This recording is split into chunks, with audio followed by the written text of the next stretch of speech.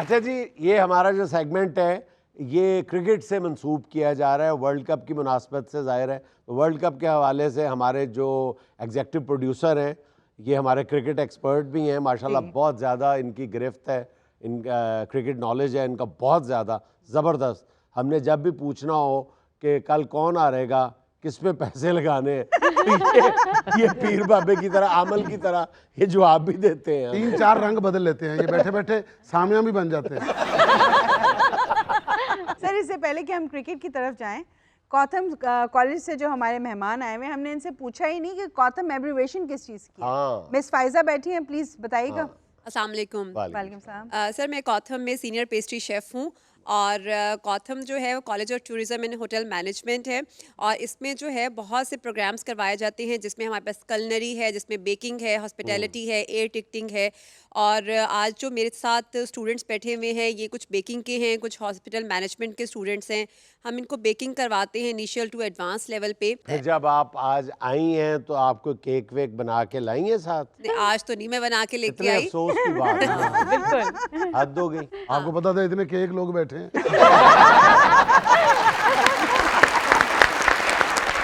अच्छा, मैं बेकिंग के स्टूडेंट से ये सवाल करना चाहती हूँ कि जिन बच्चियों को केक वगैरह बनाने का शौक होता है, मोस्ट ऑफ द टाइम एक आध दफ़ा उनका केक जल जाता है। एक आध दफा नहीं, पहले दफा जब बच्चियां बनाना शुरू करती हैं तो पहली 10 दफा केक जरूर जलता है। केक जलाना फिर उसको छुपाना। हाँ, ये असल में बात है कि जला हुआ केक घर वालों को खिलाना मसला नहीं होता, जला हुआ केक शुरू शुरू में छुपाना बहुत बड़ा मसला होता है। और बच्चियां बड़ी मासूम होती हैं, मामा ये केक मुझसे जलता है। आपने अगर कभी शॉप या ग्रोसरी करने गए हों केक के लिए तो आप देखेंगे कि बेकिंग की चीज़ें बहुत ज़्यादा महंगी होती हैं और अगर आप केक जला बैठे हैं तो आपको फॉर श्योर उसे छुपाना पड़ता है क्योंकि घर वाले आपको दोबारा तो लेके नहीं जाएंगे। तो इसके लिए प्रैक्टिस बहुत ज़रूरी होती है कि आप सही टेम्परेचर्स का इस्तेमाल करें। प्रैक्टिस, जाहिर है प्रैक्टिस में आपका केक जलता भी है और आपका केक अच्छा भी बनता है। यानी हमें अगर हमने अपनी बच्चियों के हाथ का बना हुआ केक खाना है तो हमें को 10-12 केक की कुर्बानी पहले जो है वो देनी फॉर पड़ेगी। श्योर। श्योर है। अच्छा, बच्चियों के लिए ना पेरेंट्स को वो केक खाना भी पड़ता है। नहीं, और नहीं, कहना भी पड़ता है, नहीं। बहुत मज़े का है। बहुत मजे का है। Appreciation तो मेरे बनती है। अच्छा, बच्चियों को तो कहना नहीं पड़ता, तुम्हारी उम्र गुजर गई है, तुम भाभी के हाथ का बना हुआ खाना खाते हो। इसकी इतनी जुर्रत नहीं है, कभी इसकी इतनी जुर्रत नहीं हुई कि कहने की कि आज भिंडी में नमक बहुत ज्यादा है। ये कहता है कि आज भिंडियां बहुत कम है। जी हुण मैं कहने की जरूरत नहीं, उन्हें प्रोग्राम देख लेना जे अगे तो हुण भिंडियां उड़ीकना। सर आपको भिंडी इसलिए ज्यादा पसंद है क्योंकि उसमें प्याज बहुत डलता है। मैनू तेरे ते आज बहुत प्याज आया। अच्छा, मैंने यार शुरू में आपको बता दिया था कि कौथम के जो बानी है रूए रवां हैं अहमद शफीक साहब, वो भी पक्के हराई हैं। वो तो ये बच्चियां जब केक सीखती हैं तो उनकी जिद होती है कि ऊपर थोड़ा थोड़ा प्याज छिड़क दे। इन्होंने तो फिल्म बनानी है, एक मैं हराई उत्तों उकाड़े दा। सही बात है।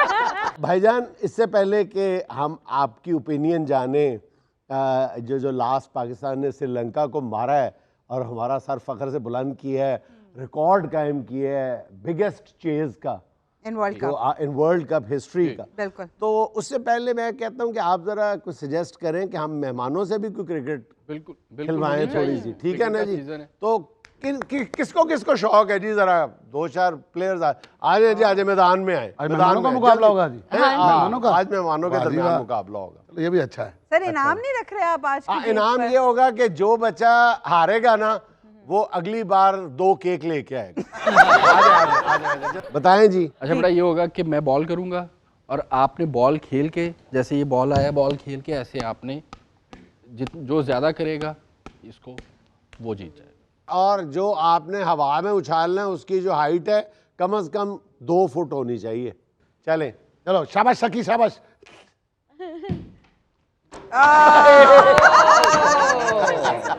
आप ओल्ड भी हो गए, आपने काफी तबाही फेरी है क्रिकेट। अच्छा, नहीं, बहुत से मार लेते हैं ले, आउट भी हो गया, आउट भी हो गए, जख्मी भी हो गया, जख्मी भी हो गए, बोल्ड भी हो गए और टिप भी आप एक ही कर सके। और आपको इनाम नहीं, आपको जुर्माना होगा। चले जी, आए नेक्स्ट आए जी। आप आ जाइए। आजो जी, आजो कोई और भी है आप में से आना चाहता तो आ जाए। एक ही बॉल पे 50 ओवर का मजा दे दिया भाई। ऊंचा चलो आप एक दफा हो गया आपका। उससे तो जीत गए। शाबाश, शाबाश, नहीं, 2 दफा हो गया, 2 जीत दफा गया, हो गया, भाई। जीत गए, जीत जीत गए। गए। और कौन प्लेयर है जी अभी तक? कोई और है? आए जी, आए आए आए आए। चलो जी चलो एक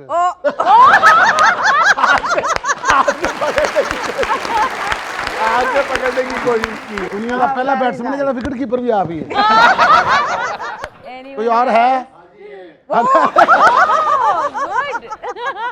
सर विकटा इधर कर लो, जगह भारी जी। अच्छा खेडन का शौक नहीं, सिर्फ छोटा लगन का शौक है। चल जल्दी 1 2 क्या बात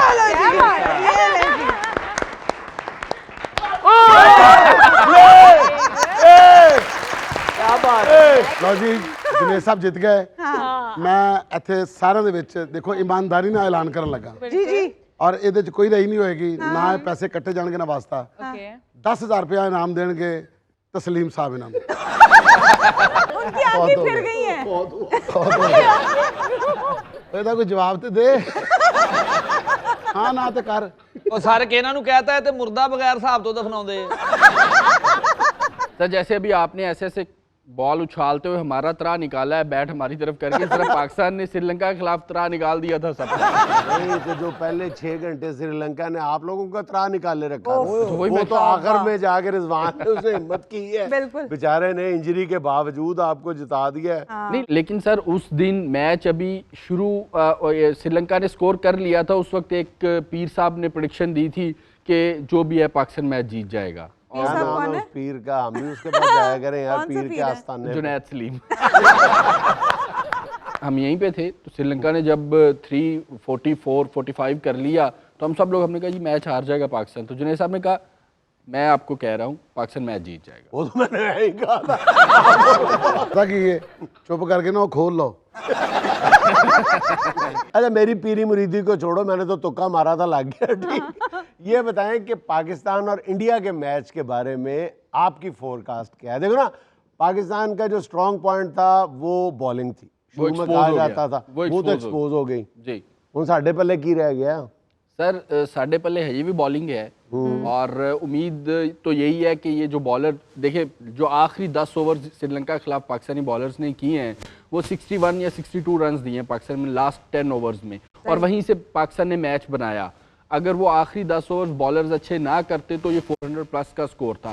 हमें ये याद रखना चाहिए कि हैदराबाद का विकेट जो है वो हाईवे था, मतलब उसके ऊपर आप बड़े से बड़ा बॉलर भी लगा देते तो वो भी रन रोक ना पाता। तो जो लास्ट 10 ओवर से पाकिस्तानी बॉलर्स को जो एक होप मिली है और एक उनको कहना चाहिए कि मोमेंटम उनको मिला है, वो अगर वो कंटिन्यू करते हैं इंडिया के खिलाफ मैच में, हारिस राउफ, शाहीन शाह और स्पेशली हसन अली जिसके बारे में काफ़ी तनकीद भी हुई, यानी आप जो जीत का सारा क्रेडिट है वो आप रिजवान और शफीक की बिल्कुल बजाय नहीं, बिल्कुल आप नहीं। सारे का सारा ये जिन्होंने बेचारों ने सेंचुरियां की हैं और जिन्होंने 350 स्कोर खादा है, आप कहते हैं कि नहीं वो नहीं सर मैं वो बिल्कुल मैच ये की बात हीरो नहीं है। कर रहा, मैं बिल्कुल ये बात नहीं कर रहा। देखें 40 ओवर तक पाकिस्तानी बॉलिंग बहुत बुरी थी, लेकिन जिस तरह पाकिस्तानी बॉलर्स वापस आए हैं और वो रोकना 350 से नीचे रोकना, वो एक होप दी उन्होंने बैट्समैन को, हम ये चेज कर सकते हैं। सही। अगर रन 370 380 अबव होता तो फिर मुश्किल था, फिर वो एक हम एक होप लेके ना शायद हमारे बैट्समैन भी मैदान में पहले उतरते। से ही वो बिल्कुल सही कह रहे कि आखिरी 10 ओवर में जो स्कोर रोका है ना, हाँ, असल स्कोर में वो रोकने जीत से थी। वो हाँ, टारगेट ज्यादा हौसला होता। मिला भी बैट्समैनों को भी, बैटर्स को भी हौसला मिला और बैटर्स ने फिर आके परफॉर्म किया। और रिजवान ने जिस तरह हम लोग मैच देख रहे थे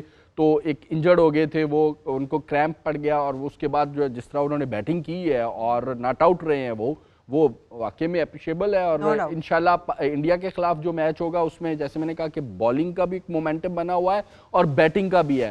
ओपनर्स हमारे अब इंशाल्लाह के बाद आप पॉज देना। आपने पहले कहा है कि रिजवान को क्रैम्प पड़े हुए थे, फिर आपने कहा इंशाल्लाह इंडिया के खिलाफ भी।